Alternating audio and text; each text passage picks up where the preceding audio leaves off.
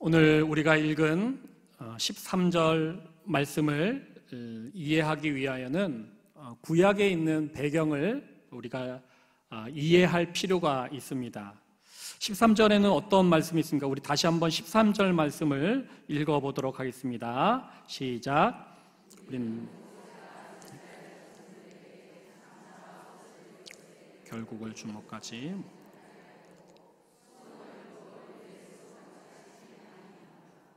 이 말씀은 출애굽기 34장에 대한 바울의 해석이다라고도 할 수 있겠습니다. 출애굽기 34장은 이제 출애굽한 백성들에게 하나님이 십계명 두 돌판을 내려주십니다. 모세를 통해서 내려주셨는데 이스라엘 백성은 시내산으로 올라간 모세가 내려오지 않자 그들은 마음이 급해져서 금송아지를 만듭니다. 그런데 이제 두 돌판을 가지고 내려오는 모세에게 그런 황당한 일이 펼쳐진 것들을 모세가 바라보게 되고 모세는 분노하고 화가 나서 그 돌판을 깨트려 버립니다. 이렇게 안타까운 일이 있고 난 후에 다시 한번 하나님께서 모세를 시내산으로 부르십니다. 그리고 다시 한번 하나님의 그 말씀, 하나님의 십계명이 적힌 그 돌판을 모세에게 명령하십니다. 그런데 이제 40일 동안 물도 떡도 먹지 않고 주야로 하나님과 교제하며 하나님의 음성을 들으며 그 돌판을 가지고 온 이 모세에게 어떠한 일이 일어났냐면 그 얼굴이 환하게 광채가 일어났다라는 것입니다. 얼굴에 정말 우리가 얼굴이 밝아졌다, 환해졌다라는 정도가 아니라 빛이 번쩍번쩍일 정도로 사람들이 그것을 보고 놀라고 당황하고 두려워할 정도로 그렇게 모세의 얼굴에 광채가 있었다라고 그렇게 얘기를 합니다. 그래서 당연히 백성들이 그 모세의 그 모습을 보고 놀라게 됩니다. 그리고 그 모세가 너무나 두려워가지고 모세에게 가까이 나오지 않게 됩니다. 그럴 때에 모세는 그 백성들의 그 모습을 보고 그 두려움을 보고 자신의 얼굴의 광채를 가리기 위하여 이렇게 수건을 덮었습니다. 그래서 그 얼굴의 광채를 가리고 그 백성들을 대하였던 것들을 우리가 볼 수 있습니다. 왜 이런 수건을 덮어 썼는지 이 바울은 이 신약 고린도후서에서 다시 한번 재해석합니다. 그냥 백성들을 진정시키려는 것도 아니고 광채가 정말 대단하고 위력이 있었다라는 것들을 말했던 것도 아니고 모세가 겸손했기 때문에 수건을 덮어 썼다라는 것도 아니라 바울이 해석한 그 모세가 수건을 덮어 쓴 그 사건의 이유는 백성들의 관심이 광채에 집중하고 있었기 때문에 그 백성들의 관심을 되돌리고자 모세는 얼굴에 그 수건을 덮어 썼다라고 이야기합니다. 한번 생각을 해보십시오. 이 산에서 40일 만에 내려온 그 모세가 얼굴이 정말로 번쩍이는 광채로 둘러싸여져 있을 때 많은 사람들은 처음엔 놀라고 당황하고 무섭기도 했을 것입니다. 그런데 보고 또 보니까 신기하겠죠. 아주 기기묘묘하겠죠. 사람들은 온통 그 얼굴에 나는 광채 때문에 야, 신비하다, 야, 정말 기묘하다라고 온갖 이야기를 하면서 모일 때마다 그 얘기를 하고 모일 때마다 모세의 얼굴에 광채 얘기를 했었을 것입니다.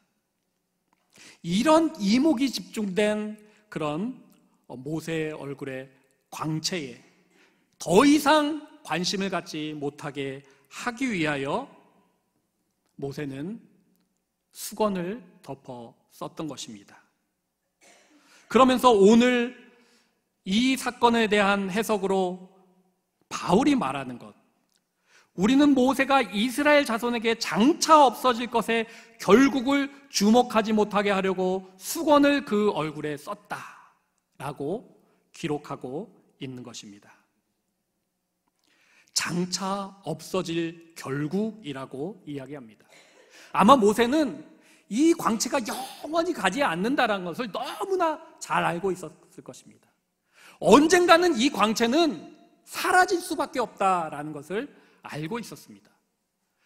환한 이 전등이 나중에는 검해지면서 정말로 빛을 하나 둘 잃어가는, 그렇게 형광등이 컴컴해지고 나가는 것처럼 내 얼굴에 있는 광채도 지금은 하나님과 함께 하여서 내가 얼굴이 빛나고 이 광채가 엄청난 것 같지만 결국은 사라질 것이다, 결국은 없어질 것이라는 것을 모세는 너무나 잘 알고 있었다라고 바울은 해석하고 있는 것입니다.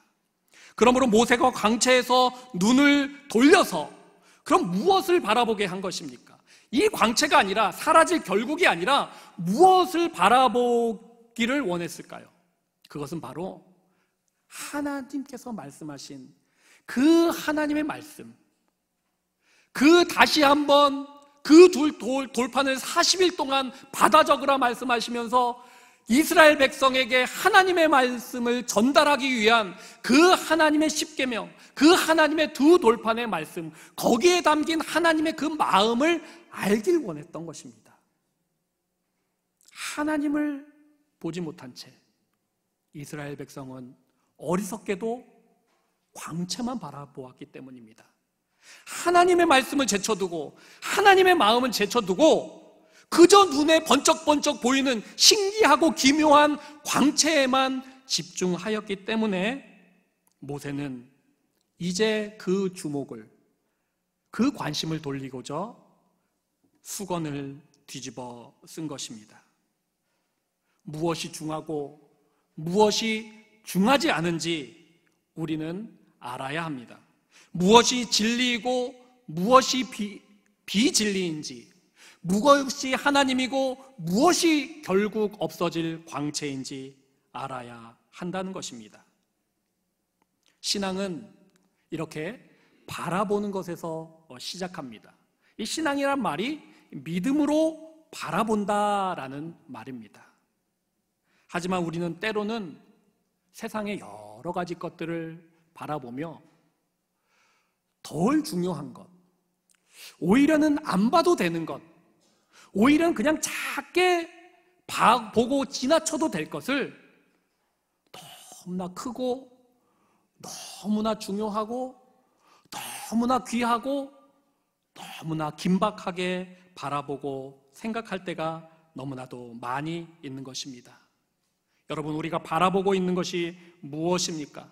지금은 아주 중요하게 보이고 이것 없으면 다 끝날 것 같이 이게 모든 것인 양 바라보고 있는 것이 있습니까?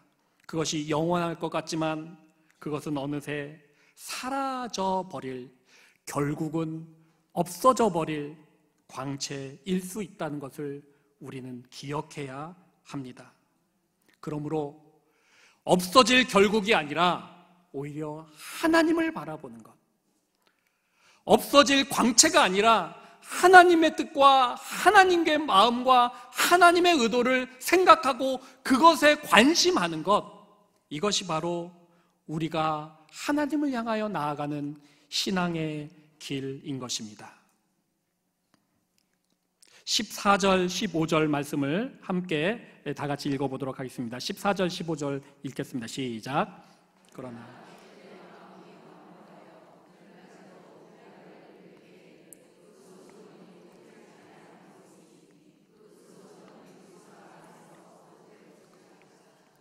오늘까지 모세의 글을 읽을 때에 수거지 여기서 이제 바울이 말하고 싶어 하는 것은 수건입니다. 수건.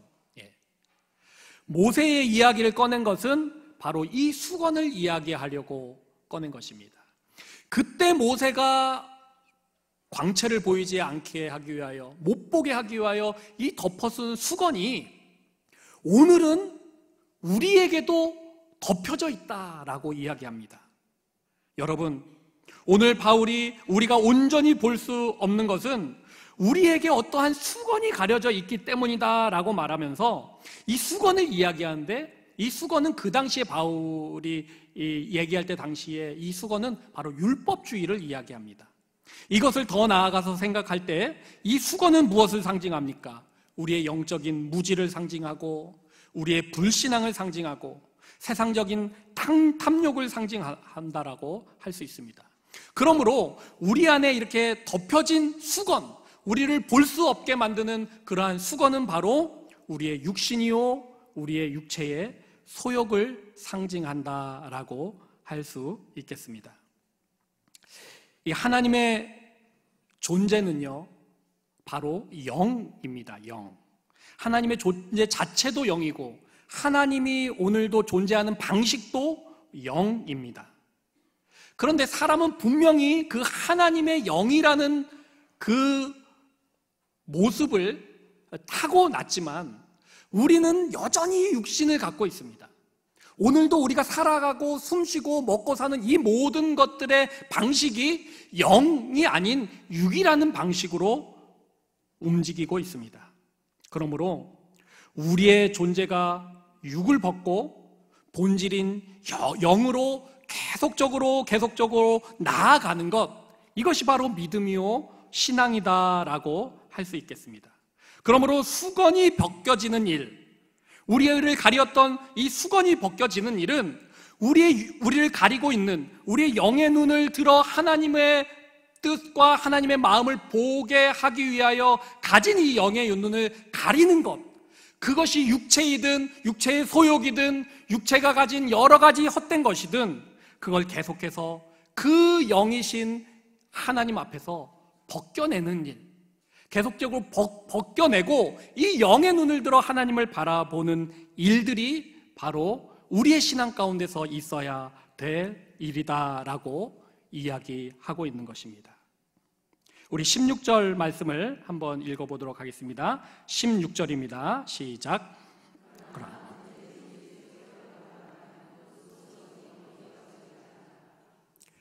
우리가 말로는 쉽게 우리의 영의 눈을 들어서 하나님을 바라보자 라고 말하고 우리의 육신의 수건을 벗어버리자라고 이야기하지만 그것은 쉽지 않은 일입니다. 그것은 정말 우리가 해내기에 버거운 일일 수밖에 없습니다. 그러므로 오늘 16절 말씀에 보니까요, 계속해서 우리가 주께로 돌아가고 돌아가야지 그 헛된 것을 바라는 그런 근시안적인 그런 신앙과 그런 불신앙의 수건을 벗어버릴 수 있다라고 이야기합니다. 영이신 주께로 돌아가는 것, 그 주께로 날마다 끊임없이 나아가기 위하여 몸부림치는 것, 이것이 바로 우리의 앞을 가려오는 수건을, 육의 수건을 벗기는 일이다라고 할 수 있습니다. 여러분, 그렇지만 육은 보이지만 우리가 보는 영의 세계는 볼 수 없는 세계입니다. 우리가 보고 있는 이 육신의 눈을 들어서 보고 있는 여러 가지 것들은 그 봄으로 통하여 우리가 그것에 지배를 당하기도 하고 그것에 좌지우지 되기도 하고 그것을 붙들고 씨름하기도 합니다. 하지만 영의 세계는 우리가 중요하다, 귀하다라고 알고 있지만 그 세계는 보이지 않고 하나님은 만질 수 없고 하나님은 대화할 수 없고 하나님은 여전히 보이지 않는 영의 존재로 있기 때문에 우리가 육체의 수건을 벗고 영이신 하나님 앞으로 나아가는 것은 쉽지만은 않은 것 같습니다. 그래서 때로는 이런 이야기가 답답하게 들리기도 합니다.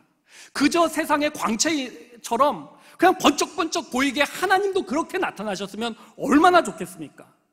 이스라엘 백성은 그것을 참지 못하고 금송아지를 만드셨어요. 보이지 않는 하나님을 참지 못하고 보이는 하나님을 만들기 위해서 금송아지를 만들었습니다. 답답해서 견딜 수가 없는 것이에요. 하나님 살아계시다고 말을 하지만 보이지 않고 만져지지 않는 그 하나님이 답답해 견디지 못하여 금송아지를 만들고 그 번쩍번쩍거리는 모세의 얼굴에 광채에도 온 관심을 기울였던 것입니다. 하지만 하나님은 보이지 않습니다. 하지만 하나님의 영적인 존재로 하나님의 영 안에서 사는 것이 오늘 17절 말씀에 보면은 그것이 참다운 자유다라고 이야기하고 있습니다. 여러분, 우리 하나님께서 그 영 안에서 주시는 그 자유를 맛보기 위하여 오늘도 육체의 수건을 벗어버리고 그 영이신 하나님께로 한 걸음 한 걸음 몸부림치며 나아가는 것, 이것이 쉽고 이것이 쉽지 않고 이것이 답답하고 이것이 어려워서 지난한 길일 수 있지만 우리가 끊임없이 나의 앞을 가려진 그 수건을 벗고 하나님께로 나아가는 길, 이것이 바로 자유로 나아가는 길이다라고 이야기하고 있습니다. 여러분, 물고기에게 물은 보이지 않습니다. 어떻게 보면 물고기에게 있어서 물은 영의 세계와 같다라고 할 수 있습니다. 물고기가 물에 있을 때만 온전할 수 있습니다. 물고기가 물에 있을 때만 그냥 고기가 아니요 물고기가 되는 것입니다. 여러분, 물고기에게 물이 보인다라고 한번 생각을 해보세요. 그렇게 물고기에게 가장 귀중하고 없어서는 안 될 그 물이 물고기에게 보인다라고 생각을 해보십시오. 아마 그것은 물고기에게 재앙일 것입니다. 물고기에게서 물은 보이지 않기에 오히려 그 보이지 않는 물 속에서 물고기가 자유롭게 되는 것입니다. 오늘도 우리가 영이신 하나님을 바라볼 때에 하나님 광채처럼, 모세 얼굴의 광채처럼 우리에게 그렇게 확실하게 나타내 주세요 라고 원망하고 하소연할 때도 있지만 그것에서 자유가 있는 것이 아니요 오히려 하나님이 우리에게 보이지 않는 영이신 하나님으로 우리와 동행하고 함께하며 우리를 인도하고 계시기에 그 안에서 우리는 비로소 자유함이 있다라고 할 수 있습니다. 우리의 육은, 우리가 육신의 눈은 지독히도 근시한 적이다라고 할 수 있습니다. 여러분, 마치 이 비둘기가 그 앞에 있는 그 빵부스러기, 과자부스러기를 보고 달려들어서 그것을 먹으려고, 그것을 쪼아 먹으려고 아둥바둥하면서 살아가는 것 같이 우리의 육신의 눈은 저 멀리 있는 하나님을 외면한 채 앞에 있는 것을 집중하고 관심하고 크게 봄으로 그것에 아둥바둥하며 살아갈 때가 얼마나 더 많습니까? 하지만 여러분, 비둘기는 새입니다. 새. 비둘기는 땅의 존재가 아니요, 비둘기는 하늘의 존재입니다. 하늘의 존재. 비둘기가 해야 될 일은 그저 땅에서 먹이를 쫓는 일, 그 빵부스러기, 과자부스러기를 쫓아다니는 일이 아니라 날개를 펴고 하늘로 날아가는 일입니다. 하지만 여러분, 날개를 펴고 하늘로 날아가서 산에 이르고 들판에 이르고 논밭에 이를 때 거기는 먹을 것이 없어요. 거기선 달콤한 과자부스러기도 없고 그 입맛에 맞는 빵부스러기도 없습니다. 하지만 비둘기가 진정한 새가 되기 위하여 독수리처럼 그 날개를 뻗고 훨훨 날아 하늘의 존재로 나아가는 것, 그것이 바로 비둘기가 참다운 새가 되고 비둘기가 되는 길이다라고 할 수 있겠습니다. 여러분, 우리도 마찬가지입니다. 우리는 영적 존재입니다. 우리는 비둘기처럼 두 다리를 가졌습니다. 하지만 그 두 다리만으로 살아가는 자들이 아닙니다. 우리가 세상에서는 그 두 다리로 살아가죠. 하지만 우리는 하나님의 영적인 존재로 우리에게는 분명히 영의 날개를 펴고 그 영의 날개를 사용하여서 하나님께로 나아갈 수 있는 영의 날개가 있습니다.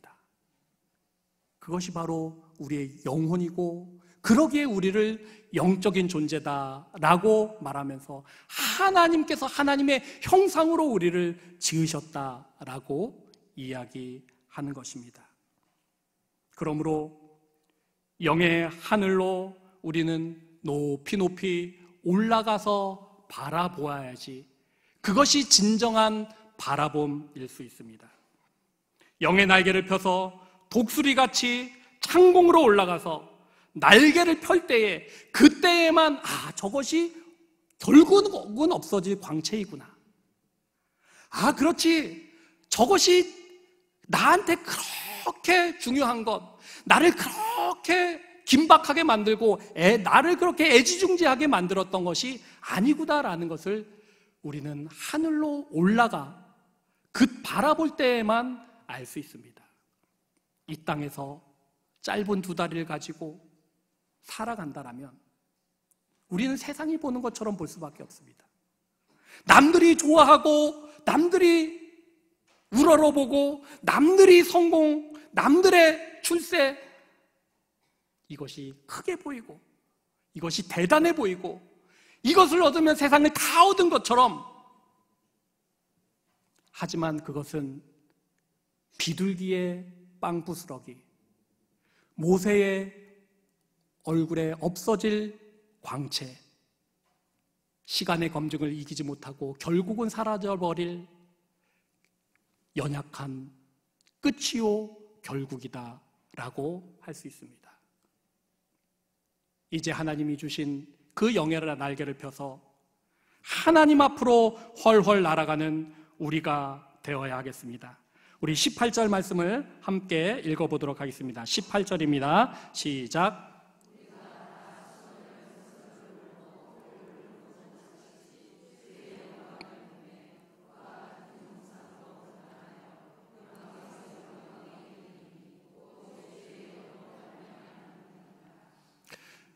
우리가 수건을 벗는 일, 우리가 육신의 수건, 우리의 육의 수건을 벗고 영의 날개를 펴고 영적인 비행으로 하나님 앞에 나아가는 일은 결코 쉽지 않습니다.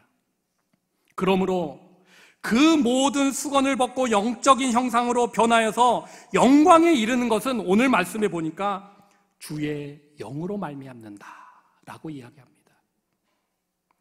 주의 영으로 말미암는 것입니다. 여러분, 독수리가 이 창공을 훨훨 날아가는데 여러분 한번 그런 사진이나 그림을 보셨습니까? 독수리는 땅을 발차고 이제 하늘로 막 올라갈 때는 날개짓을 힘차게 하죠. 아주 절실한 날개짓을 하죠. 그래야지 공중에서 떠서 저 높은 하늘로 날아갑니다. 하지만 저 하늘 위에서 이 독수리는 날개짓을 막 이렇게 하나요? 그렇지 않아요. 독수리는 그저 날개를 쫙 펴고 그 하늘 위에서 그 독수리를 떠받쳐주는 기류를 탑니다. 기류를. 그래서 그 영의 날개를 활짝 펴고 그 하늘에서 나를 떠받쳐주고 있는 그 기류로 말미암아 비행을 하는 것입니다. 먹을 것이 때로는 없고, 때로는 외롭기도 하고, 때로는 힘들기도 하지만 그 기류가 그 독수리를 받쳐줌으로 그 기류를 타고 그 독수리는 한없이 멀리 비행하는 것입니다. 우리의 영적인 비행도 마찬가지입니다. 물론 우리의 날개짓도 있어야 되죠. 하지만 그 영적인 세계 그 위에 가면은 성령의 기류가 우리를 떠받쳐 줄 것입니다. 우리를 날게 할 것입니다. 우리가 힘들고 지치고 내려오고 싶을 때도 그 성령의 기류로 말미암아 우리는 넉넉히 비행할 수 있습니다. 그 성령의 떠받침으로 말미암아 그 성령의 도우심과 그 성령의 능력과 그 성령의 기르로 말미암아 우리는 이 땅을 박차고 공중에 훨훨 올라가서 그리고 이 땅을 바라보고 나 자신을 바라보고 나의 문제를 바라보고 오늘의 상황을 바라보고 이 사회와 이 나라를 바라보니까 그제서야 결국이 보입니다. 그제서야 끝이 보입니다. 저게 이제 없어질 거구나. 저게 다는 아니구나. 저게 끝은 아니구나. 무엇이 진짜인지, 무엇이 본질인지, 무엇이 중요한지, 무엇을 붙들어야 되는지, 무엇이 참이고 진리인지 보이기 시작하는 것입니다. 오늘도 우리 앞에 가려진 수건을, 유괴 수건을 벗어 던지고 이제 영의 날개를 활짝 펴서 이 대지를 박차고 창공으로 올라가 하나님이 도우시는 성령의 기르로 말미암아 우리의 영적인 비행을 시작합시다. 그럴 때에 우리가 없어질 결국이 아닌 영원이신 하나님을 바라보며 그분과 교제하며 그분과 함께 동행하며 신앙의 여정을, 신앙의 비행을 다할 것입니다. 함께 기도하시겠습니다.